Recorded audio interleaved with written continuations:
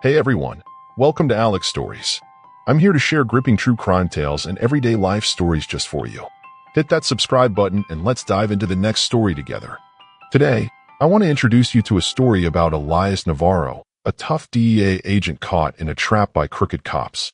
He fights to turn the tables in the dusty streets of El Paso, where dirty secrets, a spinning silver coin, and a deadly cartel shadow loom large. Buckle up. This is one wild ride you won't want to miss. The sun sank behind the barren hills on the outskirts of El Paso, Texas, dragging a deep red haze over the deserted road.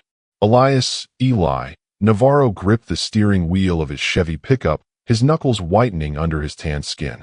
Sweat trickled down the back of his neck despite the dry evening breeze blowing through the cracked open window. He'd just escaped 3 months undercover in a drug cartel near the border. Endless days living with a knife at his throat, fake smiles, and handshakes laced with suspicion. Now, all he wanted was to get back to his rundown apartment, lock the door, and let the outside world fade away. But fate was never that simple. Blinding headlights suddenly flared in his rearview mirror, followed by a sharp siren wail that sliced through the silence like a blade. Eli's heart pounded, not from fear, but from the razor-sharp instincts honed through dozens of missions. He hit the brakes, tires screeching on the gravel, and pulled onto the dusty shoulder. Through the mirror, he saw 2 figures step out of the patrol car, one tall and broad-shouldered, walking like he owned the road, the other scrawny, moving quick and twitchy like a hunting weasel. The window took a hard knock, 3 sharp raps, echoing like a gun but slamming into wood. Window down now. Ortiz's voice was low and cold, carrying a threat that didn't bother hiding itself. Eli rolled the glass down slowly, his other hand resting on his thigh, ready to react if needed. "Is there a problem, officer?" he asked, his tone calm, but his eyes sharp as a razor. "Ran a yellow light at the intersection," Ortiz replied, his eyes narrowing, clearly lying through his teeth. Hayes, standing behind him, cut in with a high-pitched rasp, "Get out of the truck. We need to check it now." Eli's breathing grew heavier, but he stepped out, his boots hitting the ground with a dry thud. Ortiz signaled with a jerk of his head, while Hayes darted to the tailgate like he already knew what he'd find. Less than a minute later, Hayes came back, holding up a cloudy plastic bag high, a smug grin spreading under the dim light. "Contraband. Heavy stuff. You're done for." His voice trembled with excitement, but Eli could smell the fakeness in it. "That's not mine," he growled, the pulse hammering in his temples. Ortiz smirked, stepping closer, his tobacco-stinking breath hitting Eli's face. "They all say that. But your truck, your crime. Cuff him, Hayes." The cold metal of the handcuffs clamped tight around Eli's wrists, the click ringing out like a verdict. He glanced at the drug bag. It was placed too neatly, too perfectly, too obvious. His heart beat faster, not from fear, but from the rage boiling up inside. This was a setup, and these 2 were smug puppets in a dirty game. But Eli wasn't the type to break easily. He'd survived the deadliest drug rings on the border. Stay calm, he told himself. His team was out there somewhere, and these clowns would pay. The handcuffs bit into Elias Navarro's wrists, each metal ring hissing against his skin like a curse. Ortiz shoved him toward the patrol car, his rough hand clamping down on Eli's shoulder like a vice, while Hayes trailed behind, the cloudy bag of drugs swinging in his grip like some filthy toy. The El Paso sky had turned pitch black, the last streaks of light on the horizon swallowed by darkness. Wind whistled through the cracks, kicking up dust into tiny swirls, as if nature itself wanted to erase any trace of the truth. Ortiz leaned in close to Eli's face, his tobacco-heavy breath hitting Eli's nose. "You think you're tough? I've broken a dozen punks like you," he growled, his sneer flashing yellowed teeth under the flickering lights. Eli didn't answer, his jaw clenched tight, but inside his head, everything was spinning at a furious pace. That drug bag, it wasn't just placed too perfectly, it was the exact kind of stash he'd seen in the cartel's warehouse he'd infiltrated. This wasn't random. Someone had sold him out, and Ortiz and Hayes were just the attack dogs let off the leash. But who was holding it? Hayes shoved Eli into the patrol car, the hard push slamming his shoulder into the doorframe with a sharp sting. The door slammed shut, the clash of metal ringing out like a judge's gavel. Through the mesh divider, he heard Hayes chuckle. "Take him to the station. This one's gonna score me big points." Ortiz floored the gas, the engine roaring as the car lurched down the bumpy road, each jolt stabbing into Eli's spine. But he didn't let himself sink into panic. His breathing stayed steady, his eyes narrowed, watching every move the two made through the rearview mirror. He knew he was being framed, and he knew how to break a trap. The DEA didn't abandon their own. Now was the time to wait.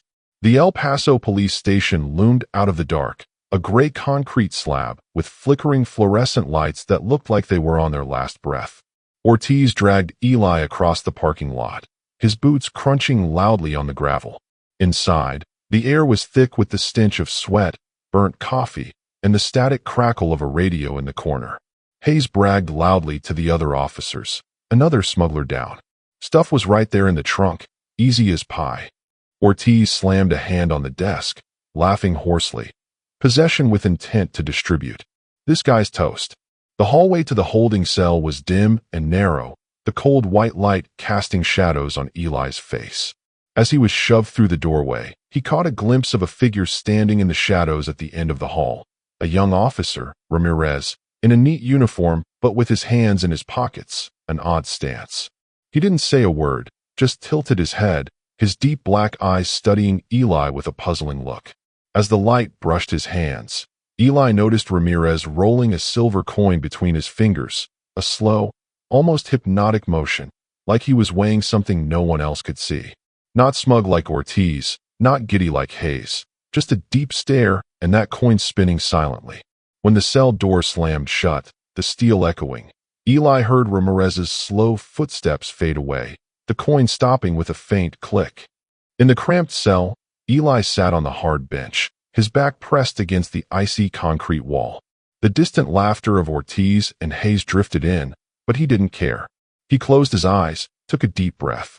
They thought they'd won, but they didn't know who he was, a DEA agent, a survivor of hell itself. His team was coming, and this trap would soon turn into a blade swinging back at them. Inside the El Paso police station, Ortiz's hoarse laughter and Hayes's hand slamming the table rang out like a symphony of arrogance. The flickering fluorescent lights cast patchy shadows over the flushed faces of the two officers, drunk on their imagined victory. Ortiz leaned back in his chair, his dirty boots propped up on the desk, a cold cup of coffee in his hand. "Told you, Hayes," he said, his raspy voice thick with satisfaction. "That guy's a big fish. Bag of goods in the trunk, clean paperwork, too easy to pin him down." Hayes nodded eagerly, grinning wide like he'd just hit the jackpot. The punk even tried saying it wasn't his. Next week, he'll be crying for mercy in front of the judge. Eli sat in the holding cell, just a few meters away, catching every word through the heavy iron door. Their laughter echoed down the cold hallway, stabbing into his ears like needles. He didn't move, his back pressed against the damp concrete wall, his cuffed hands numb from the tight metal. His eyes were half closed, but inside, his mind was a storm. Rage, suspicion, and a flicker of fear he wouldn't let himself admit. He'd survived 3 months undercover, facing down gun-toting killers without blinking. But this was different. This time, the enemy wasn't the drug runners out there. It was the system he'd once trusted. That drug bag. He'd swear it was identical to the stuff he'd seen in the cartel's stash. Had someone on the inside sold him out? Or was this just a dirty game cooked up by these two corrupt cops? He took a deep breath, forcing down the anger surging in his chest. Can't lose control. The DEA would come. He just had to make it through the night. But then his eyes flicked open, toward the shadows at the end of the hall where Ramirez stood quietly. That young officer wasn't like Ortiz or Hayes. He didn't laugh, didn't brag, just stood there, his silhouette stretching under the dim light. Ramirez's hands were buried deep in his uniform pockets, but his right fingers spun a silver coin. 1 turn, 2 turns, then a pause, only to start again. Eli squinted, watching closely. Who was this guy? A harmless rookie, or someone hiding something? The way Ramirez had looked at him when he was shoved into the cell, it wasn't casual curiosity, but a deep, piercing stare, like he knew something Eli didn't. The coin spinning in Ramirez's hand grated on Eli's nerves. It felt like a signal, A Morse code he couldn't crack. Friend or foe? Eli tilted his head, trying to read the guy through the iron grate. But Ramirez just tilted his head back, his cold eyes giving nothing away. Ortiz's heavy footsteps thudded as he stood, the chair scraping loudly across the floor. Book him, he barked at Hayes, then turned to another officer. Get the report ready. I want it done before midnight. Hayes pulled out a stack of paperwork, his hand trembling slightly with excitement as he started scribbling. Ramirez stepped over to the coffee machine, acting busy, but Eli caught it. He was still watching, ears perked, the coin spinning slower in his hand. Eli gritted his teeth. If Ramirez suspected Ortiz and Hayes, why didn't he say something? Or was he part of this trap too, just playing the outsider? The sound of a pen scratching paper drifted in from the hallway, like a soundtrack to the lies. Eli knew his team was out there somewhere, but in this moment, he was alone, and Ramirez, the officer with the spinning coin, was the biggest question mark in his mind. Eli's cell was steeped in dim shadows, with only the cold white light from the hallway seeping through the iron door slits. The crackling radio from the main room drifted in, mingling with Ortiz and Hayes' laughter, but in this cramped space, Eli could feel his own heartbeat, slow, steady, like a clock ticking down. He sat motionless, his cuffed hands resting on his thighs, but his mind wouldn't stop churning. Ortiz and Hayes thought they'd locked him tight in this trap, but they didn't know he'd walk through worse, sleepless nights and drug dens, near-death moments from a single suspicious glance. What unsettled him wasn't those two corrupt cops, but Ramirez, the young officer with the spinning coin and unreadable eyes. What was he in this game? A bystander, or a piece Eli couldn't yet see through? Out in the hallway, Ortiz heaved himself up from his chair, his boots thudding hard on the floor. He stretched, joints cracking, then turned to Hayes with a smug grin. This one's airtight, he said, his deep voice booming like he was declaring victory. The bag was right there. Paperwork lines up. Nobody's digging up anything on this. Hayes nodded, still flipping through the freshly written file, his grimy fingers leaving faint smudges on the paper. Told you, he chuckled, that guy looks dangerous, but now he's just a miserable prisoner. The judge will swallow this whole in 5 minutes flat. The two locked eyes, their confidence radiating like the stink off a predator that just took down its prey. They didn't doubt a thing, not their fabricated story, not the drug bag, and certainly not Eli. But Ramirez, standing a few steps away by the coffee machine, didn't laugh. He poured himself a cup of thick black water, acting busy, but his ears were perked, catching every word Ortiz and Hayes threw out. The silver coin appeared in his hand again, spinning between his fingers, 1 turn, 2 turns, then stopping with a faint click, only he could hear. He frowned, his eyes flicking to the file on Hayes' desk. Something was off. The drugs were found too fast, like Hayes knew exactly where to look. Ortiz's report was sloppy, missing details, no fingerprints, no thorough checks. Ramirez tilted his head, the coin spinning slower in his hand. He'd seen busts before, and this didn't match any of them. It was too perfect, like a play staged in advance. Eli, from the cell, sensed the shift in the air. Ortiz and Hayes' laughter still echoed, but there was another rhythm, lighter, slower, from Ramirez's footsteps as he passed through the hallway. Eli squinted through the iron grate, trying to catch the young officer's shape. Ramirez paused near the cell door, not looking at him, but his hand kept spinning the coin, its silver glinting under the light. Eli clenched his jaw, a chill running down his spine. This guy knew something, he was sure of it. But if Ramirez had doubts, why wasn't he doing anything? What or who was he waiting for? Eli wondered if Ramirez could be another agent, someone from the DEA planned to keep tabs on him. But that thought faded fast. No, his team didn't work that way. So who was Ramirez? Ramirez turned away, his steps slow as he headed back to the main room, the coin disappearing into his uniform pocket. He didn't say a word, didn't do anything but watch. But to Eli, his silence was more unsettling than Ortiz and Hayes' laughter. In his head, a plan started taking shape. If Ramirez was an outsider, Eli could use him. If he was part of the trap, Eli would make him slip up. Either way, he wasn't planning to sit here long. The DEA was coming, and when they did, he'd be the one laughing last.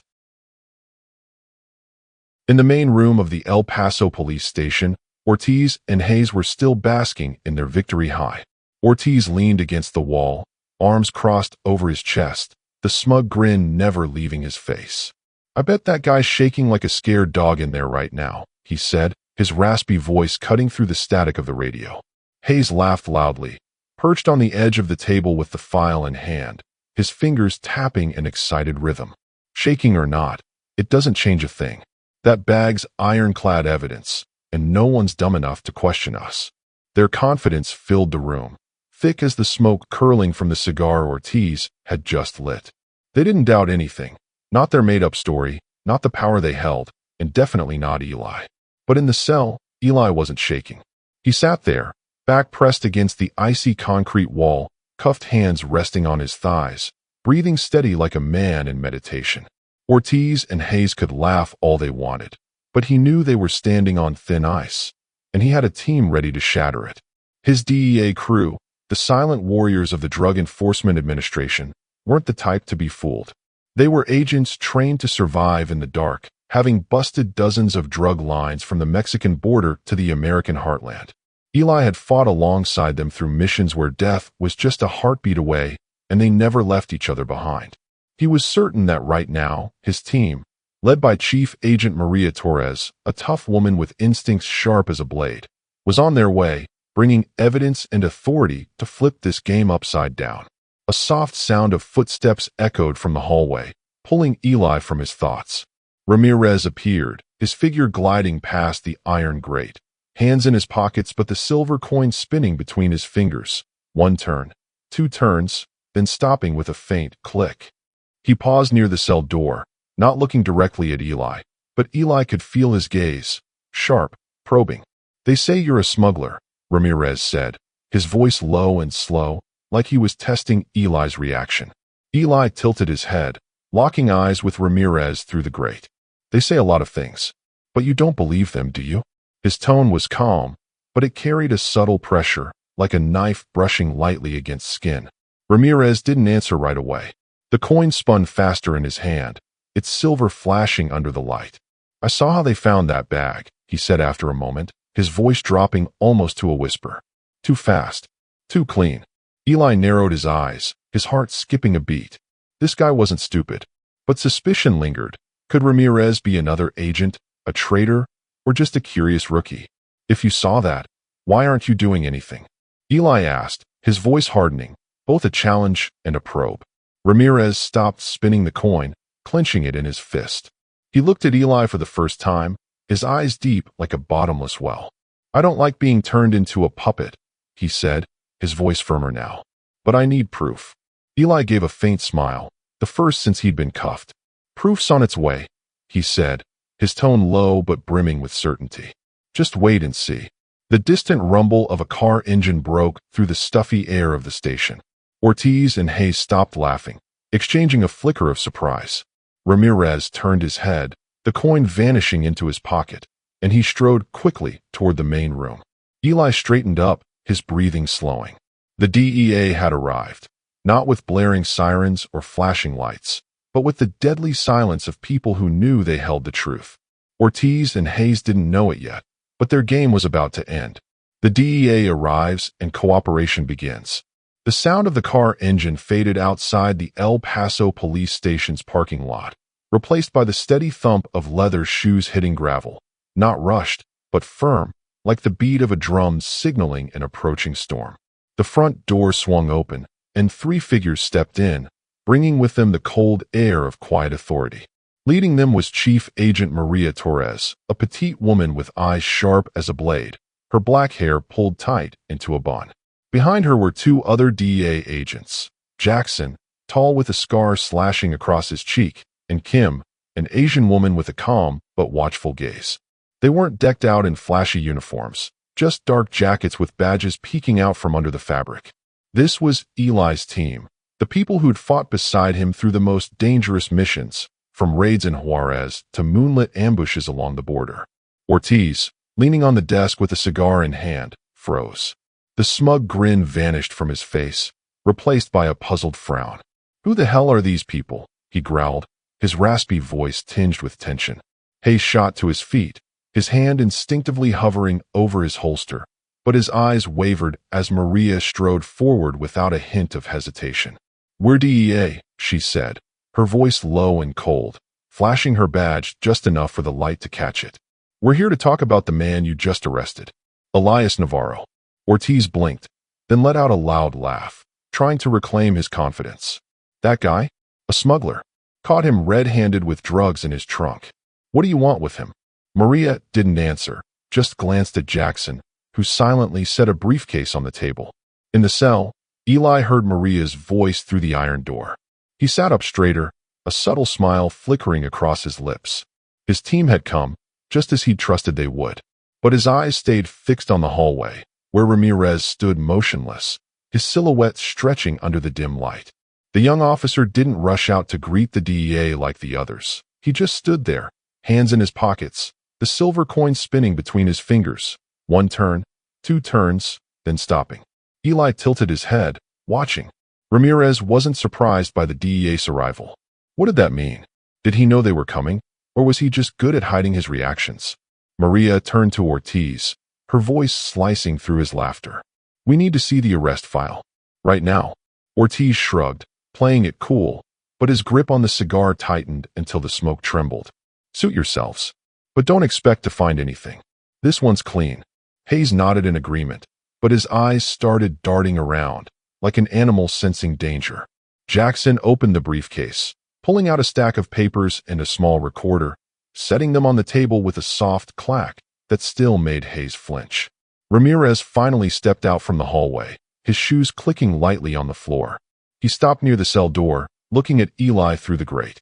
They're here for you, he said, his voice low and even, carrying no clear emotion. Eli gave a faint smile, his gaze locking onto Ramirez. I know. The question is, where do you stand in this? Ramirez stopped spinning the coin, clenching it in his hand. He stared at Eli for a long moment, then said, I don't like being played. If you're telling the truth, I'll help. Eli tilted his head, his voice dropping lower. They planted that back. You saw how they did it. Do you want to be part of the truth or the lie? Ramirez didn't answer right away. He turned his head, watching the DEA demand the file from Ortiz. The coin spun in his hand again, slowly, like a heartbeat counting down. I'll get the original report, he said, then walked off, his figure fading into the main room. Eli exhaled, feeling a clear spark of hope for the first time. Ramirez wasn't a full ally, but he wasn't an enemy, not yet. Meanwhile, Maria and the DEA were starting to cast their net, and Ortiz and Hayes still didn't realize they'd walked into a trap.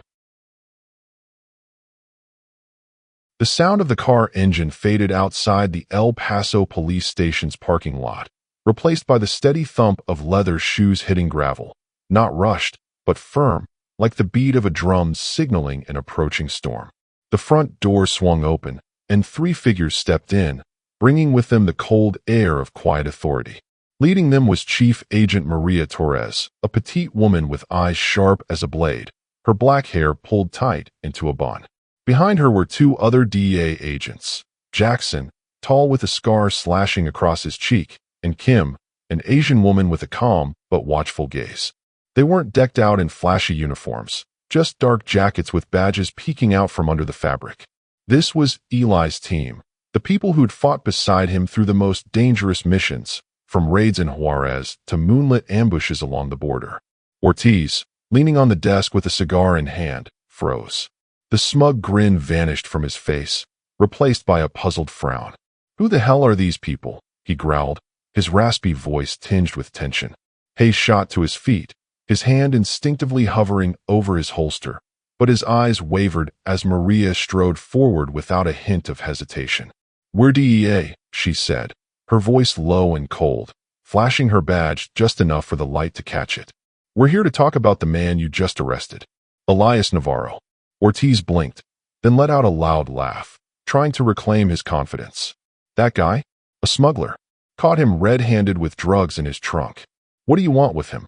Maria didn't answer, just glanced at Jackson, who silently set a briefcase on the table. In the cell, Eli heard Maria's voice through the iron door. He sat up straighter, a subtle smile flickering across his lips. His team had come, just as he'd trusted they would. But his eyes stayed fixed on the hallway, where Ramirez stood motionless, his silhouette stretching under the dim light. The young officer didn't rush out to greet the DEA like the others. He just stood there, hands in his pockets, the silver coin spinning between his fingers. One turn, two turns, then stopping. Eli tilted his head, watching. Ramirez wasn't surprised by the DEA's arrival. What did that mean? Did he know they were coming, or was he just good at hiding his reactions? Maria turned to Ortiz, her voice slicing through his laughter. We need to see the arrest file. Right now. Ortiz shrugged, playing it cool, but his grip on the cigar tightened until the smoke trembled. Suit yourselves. But don't expect to find anything. This one's clean. Hayes nodded in agreement, but his eyes started darting around, like an animal sensing danger. Jackson opened the briefcase, pulling out a stack of papers and a small recorder, setting them on the table with a soft clack that still made Hayes flinch. Ramirez finally stepped out from the hallway, his shoes clicking lightly on the floor. He stopped near the cell door, looking at Eli through the grate. They're here for you, he said, his voice low and even, carrying no clear emotion. Eli gave a faint smile, his gaze locking onto Ramirez. I know. The question is, where do you stand in this? Ramirez stopped spinning the coin, clenching it in his hand. He stared at Eli for a long moment, then said, I don't like being played. If you're telling the truth, I'll help. Eli tilted his head, his voice dropping lower. They planted that bag. You saw how they did it. Do you want to be part of the truth or the lie? Ramirez didn't answer right away. He turned his head, watching the DEA demand the file from Ortiz. The coin spun in his hand again, slowly, like a heartbeat counting down. I'll get the original report, he said, then walked off, his figure fading into the main room. Eli exhaled, feeling a clear spark of hope for the first time. Ramirez wasn't a full ally, but he wasn't an enemy, not yet. Meanwhile, Maria and the DEA were starting to cast their net, and Ortiz and Hayes still didn't realize they'd walked into a trap. The air in the El Paso police station suddenly grew heavy, as if a storm was barreling in before anyone could spot the signs. Chief Agent Maria Torres stood in the center of the main room, her piercing eyes sweeping over Ortiz and Hayes like a hawk locking onto its prey. She tapped her finger lightly on the table, each small tap ringing out like a menacing warning bell. We need access to your computers, she said, her voice low but razor-sharp, leaving no room for refusal. Ortiz, still clinging to his smugness, shrugged and blew out a ring of cigar smoke. Go ahead if you want. But I'll tell you now, you're wasting your time. Hayes smirked, but his hand gripped the edge of the table tight, knuckles whitening, the first crack of panic showing through. Jackson, the tall DEA agent, didn't say a word, just pulled up a chair and sat in front of the station's computer. His thick fingers flew across the keyboard, the flickering blue screen reflecting in his focused eyes. Kim, standing beside him, plugged a small device into the USB port, a hacking tool the DEA often used to dig dirt out of filthy systems. The clacking of keys and the hum of the computer fan were the only sounds in the room until Ortiz broke the silence. Who do you think you are, rummaging through our stuff? He roared, stepping toward Jackson, but Maria raised a hand to stop him. Sit down, she ordered, her voice cold as ice. If you're clean, you've got nothing to worry about. In the cell, Eli caught the argument echoing through the iron door.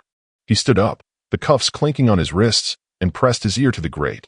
His heart beat faster, not from fear, but from excitement. His team was digging deep, and he knew they'd find something. Ortiz and Hayes could bury the truth with words, but they couldn't hide digital footprints. He glanced down the hallway, where Ramirez stood still, his dark eyes fixed on the scene unfolding. The silver coin spun faster in his hand, like a whirlpool mirroring the chaos in his mind. Eli clenched his jaw. Ramirez was at a crossroads. He'd either help the DEA or side with Ortiz and Hayes. But time was running out. On the computer screen, Jackson suddenly stopped typing. Maria, he called, his voice low but urgent. She stepped over, and Kim leaned in to look. A grainy security video from a traffic camera near the intersection where Eli was stopped popped up, blurry, but clear enough. Ortiz and Hayes' patrol car had been parked there before Eli even drove by, and in a brief moment, Hayes stepped out, holding something that looked a lot like the drug bag. Hayes' breath hitched audibly as he realized what was happening. That's not me, he stammered, but his shaky voice betrayed his panic. Ortiz whipped around, his face flushing red. Turn that off, now, he yelled, lunging toward Jackson, but Kim blocked his path, her hand on her holster with a warning glare. Maria turned to Ortiz, holding up the recorder Jackson had placed on the table. We've also got a recording from your internal radio tonight, she said, pressing play. Hayes' voice crackled through, distorted but unmistakable. The bag was right there, easy as pie.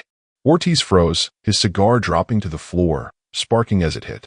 You don't have the right, he shouted, but his voice cracked like a cornered animal's. Ramirez stepped forward, the coin stopping in his hand.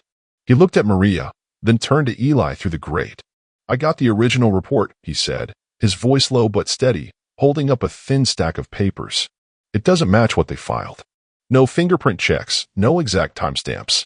Eli gave a faint smile, his eyes locking onto Ramirez. You picked the right side, he said, his tone low but loaded with meaning. Ramirez didn't reply, just nodded slightly, though his gaze remained deep, as if he were still holding another secret. A chair crashed to the floor as Hayes bolted up, sprinting for the back door, but Jackson was already there, shoving him down hard onto the ground. Ortiz yelled, flailing wildly, but Maria stepped forward, her voice cutting through the room like a blade. Your game's over. Sit down now, or I'll cuff you both right here. The station erupted into chaos, but Eli knew this was just the beginning. Ramirez had picked a side, but a bigger question still hung in the air. Who was behind it all? The El Paso police station trembled in a chaos tightly controlled by the DEA team. Chief Agent Maria Torres stood at the eye of the storm, her piercing eyes never leaving Ortiz and Hayes, now cornered like wild animals stripped of their claws. The sound of a chair crashing and Hayes' shouts still echoed through the space, but no one on the DEA team flinched. Jackson, with his towering frame, pinned Hayes to the floor, his hand clamping down on the man's wrist while Kim silently pulled cuffs from her belt, the metal glinting under the flickering fluorescent lights. Maria raised the recorder again, hitting play, and Hayes' voice rang out once more. The bag was right there, easy as pie, like a final knife plunging into their crumbling confidence. Ortiz, his face red like it might explode, slammed his fist into the wall, the impact ringing out dry and sharp. This is a setup, he roared, his voice breaking, spitting in helpless rage. You framed me. I didn't do anything. But his excuses evaporated as Maria turned the computer screen toward him, the security footage playing in slow motion. Hayes stepping out of the patrol car, holding the cloudy drug bag, eyes darting like a thief before Eli drove through the intersection.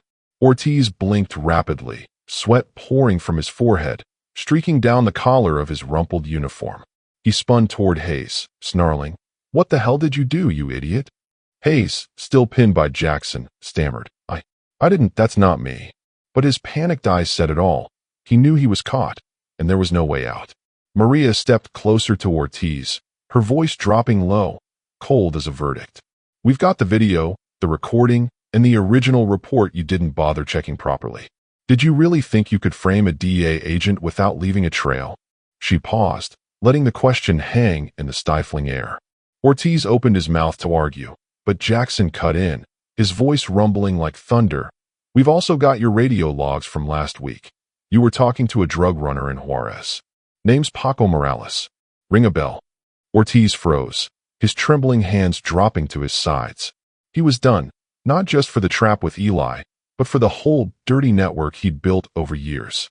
In the cell, Eli heard everything through the iron grate, a cold smile flickering across his lips. He knew Paco Morales, a notorious drug trafficker he'd tracked during his undercover stint. So this wasn't just petty corruption. Ortiz and Hayes were puppets for Morales, and Eli was the target to silence. But they'd picked the wrong guy. He glanced down the hallway, where Ramirez stood, his hands no longer spinning the coin but gripping the original report tight. The young officer stepped toward Maria, handing her the papers. This is what they filed first, he said, his voice low but clear. No fingerprints, no exact times, it's all fake. Maria nodded at Ramirez, a brief glance, but enough to acknowledge his role. Thank you, officer. You did the right thing. Ramirez didn't smile, just gave a slight nod, his eyes still deep as a bottomless well. Eli watched him from the cell, suspicion still smoldering inside. Ramirez had helped them, but the way he'd spun that coin, the way he'd stayed on the sidelines until the last second, there was something he wasn't saying. But now wasn't the time to dig deeper. Ortiz and Hayes were collapsing, and that was what mattered most. Kim moved in, cuffing Hayes with a sharp click, while Jackson yanked Ortiz toward the table, cuffing him as the other station officers stared in shock. Ortiz thrashed, yelling, "You'll regret this," but his voice faded, dissolving into the air like the smoke from his dead cigar. Maria turned to Jackson, her order crisp, "Get them to the car. We'll handle the rest at headquarters." The DEA team moved fast, dragging Ortiz and Hayes outside, the thud of boots on the floor mixing with their helpless shouts. Eli exhaled, leaning back against the cell wall. He knew this wasn't the end. Morales was still out there, and this trap was just one piece of a bigger plan. But for now, Ortiz and Hayes were finished, and Ramirez, mysterious as he was, had sided with him. Maria would open the cell door soon, and he'd step out, ready for the next fight. The sharp sound of handcuffs clicking tight echoed through the El Paso police station, cold and final like a full stop. Ortiz and Hayes, no longer the smug victors crowing about their triumph, were dragged out of the main room by the DEA team. Ortiz thrashed one last time, his boots slipping on the slick floor, leaving long streaks of dirt behind. "You'll pay for this," he bellowed, his raspy voice breaking apart, but the fire in his eyes was gone, replaced by the panic of a man who knew he'd lost. Hayes, on the other hand, didn't fight. He kept his head down, hands trembling in the cuffs, sweat dripping onto the floor like tears he didn't dare shed. Jackson and Kim shoved them into the DEA patrol car, the door slamming shut behind them, cutting off Ortiz's final shouts into a choked-off sound. Maria Torres stood in the center of the main room, arms crossed, watching it all with the calm of someone who just won a long chess game. She turned to Ramirez, still standing quietly near the coffee machine, hands in his uniform pockets. "Officer Ramirez," she called, her voice low but carrying a rare hint of respect. "Your original report helped us wrap this up faster. The DEA acknowledges your cooperation." Ramirez gave a slight nod, saying nothing, but his gaze flicked from Maria to the cell door where Eli waited. The silver coin no longer spun in his hand. It had vanished into his pocket, like a sign he'd made his final choice. The cell door creaked open, and Eli stepped out, the cuffs removed, leaving faint red marks on his wrists. He took a deep breath, the air of freedom filling his lungs, but his eyes stayed fixed on Ramirez. Maria approached, giving his shoulder a light pat. "You okay, Navarro?" she asked, her tone softening just a touch from when she'd faced Ortiz. Eli nodded, flashing a faint smile. "I've survived worse. Thanks for showing up on time." Maria gave a small laugh, then signaled Jackson and Kim to get ready to leave. "We've got more work to do." "Morales is still out there," she said, her voice sharpening again. Eli nodded, but he didn't move right away. He wanted to talk to Ramirez. Ramirez stood there, a few steps away, his deep black eyes studying Eli like he was a puzzle he couldn't quite figure out. Eli stepped closer, his voice low but sharp. "You know more than you're saying, don't you?" Ramirez didn't answer right away, just tilted his head, a familiar gesture, but now it felt different, not mysterious but hesitant. "I know enough to see Ortiz and Hayes were trash," he said after a moment, his voice low and steady. "I didn't like being part of their dirty game." Eli narrowed his eyes, probing. "But you waited until the last second to act. Why?" Ramirez let out a breath, a sound almost like a laugh but without any humor. "I don't trust anyone here," he said, his gaze sweeping the now quiet room. "Not Ortiz, not Hayes, and at first, not you. But when your team showed up, I knew I had to pick a side." He pulled the silver coin from his pocket, spinning it between his fingers one last time before clenching it tight. "This isn't the first time I've seen cops pull dirty stunts. I just wanted to make sure I didn't pick the wrong team." Eli looked at the coin, then met Ramirez's eyes.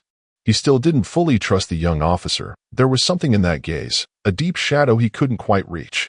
But Ramirez had helped them, and for now, that was enough for Eli to nod. "Thanks for picking the right side," he said, his tone not overly warm but carrying a hint of respect. Ramirez shrugged, the coin disappearing back into his pocket. "Don't thank me. I didn't do it for you. I did it for me." He turned away, walking toward his desk, leaving Eli with an unanswered question. Who was Ramirez, really? Maria called from the doorway. "Let's go, Navarro.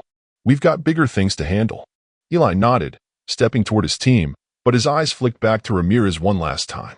This station would face some serious cleanup after this mess. Guys like Ortiz and Hayes wouldn't waltz back in easily. But Eli knew his story wasn't over. Paco Morales, the mastermind behind this trap, was still waiting out there somewhere, and Eli was ready for the next mission. The El Paso sky had turned a deep black by the time the DEA team left the station, the patrol car carrying Ortiz and Hayes vanishing into the night. leaving only the fading hum of its engine behind. Inside the station, the air still hung heavy, but the chaos had settled, giving way to a stifling silence. The remaining officers stood scattered around the main room, their eyes blank or avoiding each other, as if they'd just witnessed an explosion no one dared admit they'd been caught in. Ortiz and Hayes now faced serious charges, not just for planting evidence and abusing power, but for ties to Paco Morales, a drug lord the DEA had been hunting for 2 years. Their sentences wouldn't be light, decades in prison, maybe life, and the label dirty cops would cling to them like a stain they could never scrub off. Eli stood outside in the parking lot, leaning against his beat-up Chevy pickup, breathing in the dry desert air. His hands, now free, still bore faint red marks from the cuffs, but he didn't care. He'd survived this trap, thanks to the DEA and, surprisingly, Ramirez. Maria approached, her dark jacket fluttering in the wind. "You sure you're okay, Navarro?" she asked again, her voice carrying a rare trace of concern. Eli nodded, flashing a faint smile. "I'm fine, but Morales is still out there. He's the one behind this. I'm sure of it." Maria nodded, her gaze hardening. "We'll get him. Rest up a bit, then we start again tomorrow." She patted his shoulder, then walked back to the team's car, leaving Eli with his own thoughts. But before he climbed into his truck, Ramirez emerged from the station's front door, his shoes crunching loudly on the gravel. He stopped a few steps away, hands in his uniform pockets, his deep eyes as unreadable as ever. Eli straightened up, looking at him, not saying anything right away. Finally, Ramirez broke the silence. "I heard you're an undercover agent," he said, his voice low and even. "Takes a lot of guts to do that." Eli raised an eyebrow, sizing him up. "Takes surviving at first," he replied, his tone low but not hostile. "What about you? I still don't get who you are in all this." Ramirez exhaled, a sound close to a laugh but laced with bitterness. "I'm just a cop in a rundown station," he said, pulling the silver coin from his pocket and spinning it between his fingers like a habit he couldn't shake. "But I grew up in a slum a few miles from here. I saw dirty cops as a kid. They'd show up, take money, then leave. I didn't want to be that." He stopped spinning the coin, clenching it in his fist. "When they brought you in, I wasn't sure who you were. But when your team showed up, I knew Ortiz and Hayes weren't worth my silence." Eli studied Ramirez for a long moment, his gaze softening slightly. He still didn't fully trust the young officer. There was too much shadow in those eyes, too many untold stories. But he understood the feeling of being caught between right and wrong, between loyalty and truth. "You did the right thing," Eli said, his voice not overly warm but genuine. "Not everyone would." Ramirez shrugged, the coin disappearing back into his pocket. "Like I said, I didn't do it for you. I did it so I wouldn't look in the mirror and see a bastard like Ortiz." He gave a slight nod, then turned away, walking back into the station's darkness, leaving Eli with a mixed feeling, respect, but still suspicion. The next morning, news of Ortiz and Hayes' arrest spread through El Paso. The station faced a full investigation from higher-ups, and whispers of reform started to circulate. Ramirez, though not chasing fame, was noted in the internal report, a small step, but enough to keep him steady in this mess. Eli, meanwhile, had left the city. He sat in his pickup, driving toward the highway, the early sun streaming through the windshield. The DEA had sent him a message, new leads on Paco Morales south of the border. He gripped the steering wheel tight, his eyes narrowing. The trap in El Paso was just a small battle, and the real war still lay ahead. As he sped up, the desert wind whipped through the window, carrying dust and the scorched smell of the land. Eli thought about Ramirez, the spinning silver coin, and wondered if their paths would cross again. But then he pushed the thought aside. He was a DEA agent, a survivor, and the next mission was calling. Morales couldn't hide forever, and Eli would be the one to end him, not for glory, but for justice and for himself. That's it for Elias Navarro's wild ride in El Paso. Thanks so much for watching. Stick around for more thrilling stories coming your way. Don't forget to like, drop your thoughts in the comments, hit that subscribe button, and share this channel with your friends. See you in the next one.